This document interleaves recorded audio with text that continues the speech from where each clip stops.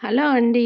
ఈరోజు పన్నీర్ కర్రీ సింపుల్‌గా రైస్‌లోకి, చపాతీలోకి ఎలా చేయాలో చూద్దాం రండి.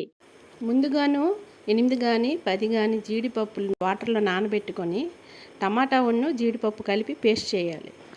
ఇప్పుడు స్టవ్ వెలిగించి కడాయి పెట్టుకొని, అందులో కొంచెం నెయ్యి, కొంచెం ఆయిల్ వేసి జీడిపప్పులు వేయించాలి. జీడిపప్పులు నీరు కూడా వేయించుకోవాలి. ఇప్పుడు కొన్ని లవంగాలు, దాల్చిన చెక్క, బిర్యానీ ఆకు, ఇలాచి వేసి కొన్ని ఉల్లిపాయ ముక్కలు, పచ్చిమిర్చి కూడా వేయించుకోవాలి. అది వేగిన తర్వాత అల్లం వెల్లుల్లిపాయ పేస్ట్ కూడా వేయించుకోవాలి. ఇది వేగిన తర్వాత టమాటా పేస్ట్ వేసుకొని ఆయిల్లో కలపాలి. తర్వాత జీలకర్ర పౌడరు, ధనియాల పొడి, గరం మసాలా, పసుపు, కారం,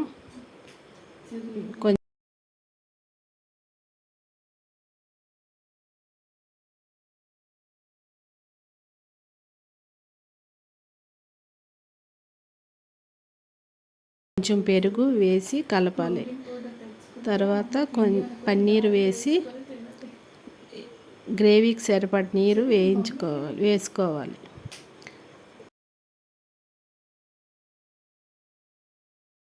తర్వాత కొత్తిమీర వేయించుకొని గార్నిష్ చేసుకోవాలి. లాస్ట్లో కొంచెం ఫ్రెష్ క్రీమ్ వేసుకొని కలుపుకుంటే టేస్టీగా ఉంటుంది.